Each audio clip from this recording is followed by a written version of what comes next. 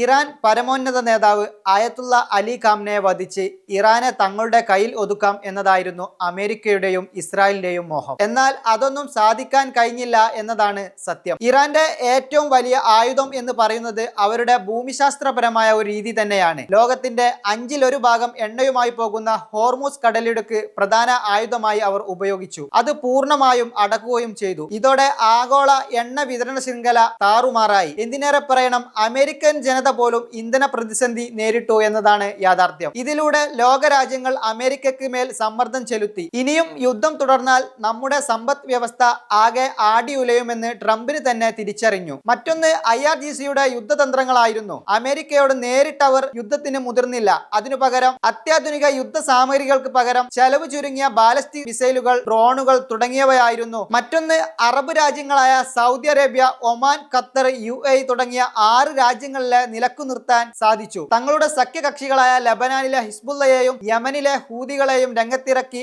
American കേന്ദ്രങ്ങളെയും ആക്രമിക്കാൻ ഇതിനാൽ കഴിഞ്ഞു. അമേരിക്കയും ഇസ്രായേലും എത്ര ആക്രമണം നടത്തിയാലും ഈ ചെറുത്തുനിൽപ്പ് ചെറുതല്ല എന്ന് ഇറാൻ തെളിയിച്ചു. അമേരിക്കൻ ജനതയ്ക്ക് ഈ യുദ്ധത്തോട് ഒരു താല്പര്യവുമില്ല. ഇത് ഇസ്രായേലിന് വേണ്ടിയുള്ള ട്രംപിന്റെ ഒരു യുദ്ധമാണ്. ഈ യുദ്ധം നീണ്ടതോടെ ട്രംപിന്റെ ജനപ്രീതി തന്നെ കുത്തനെ ഇടിഞ്ഞു. സ്വന്തം പാർട്ടിയിലുള്ളവർ തന്നെ ട്രംപിന് നേരെ തിരിഞ്ഞു. വരാനിരിക്കുന്ന മിഡ് ടൈം ഇലക്ഷനിൽ കനത്ത തിരിച്ചടി നേരിടുമെന്ന ഭയത്താൽ ഇനി യുദ്ധത്തിൽ നിന്ന് തലയുരുകയല്ലാതെ യാതൊരു മാർഗവുമില്ല എന്ന് ട്രംപ് തിരിച്ചറിഞ്ഞു. മറ്റൊന്ന്, ഇതുവരെയുള്ള യുദ്ധത്തിൽ ഒരു വിട്ടുവീഴ്ചക്കും ഇറാൻ തയ്യാറല്ല എന്നതും യാഥാർത്ഥ്യമാണ്. പാകിസ്ഥാനെ മധ്യസ്ഥതയ്ക്ക് ക്ഷണിച്ചു വരുത്തുകയും എല്ലാം തങ്ങൾക്ക് അനുകൂലമാകും വിധം ചർച്ചകളിലൂടെ നേടിയെടുക്കാനും കഴിഞ്ഞു. പുതിയ കരാർ പ്രകാരം ഇറാന് മേലുള്ള തുറമുഖ ഉപരോധം അമേരിക്കക്ക് പിൻവലിക്കേണ്ടി വരും. അത് ഇറാനെ സ്വതന്ത്രമായി എണ്ണ വിൽക്കാനും സാധിക്കും. ഇതിൽ ശ്രദ്ധേയമായ മാറ്റങ്ങളാണ് ഇറാന്റെ ആണവ പദ്ധതികൾ പൂർണ്ണമായി നിലനിർത്താൻ കഴിഞ്ഞില്ല എന്നത്.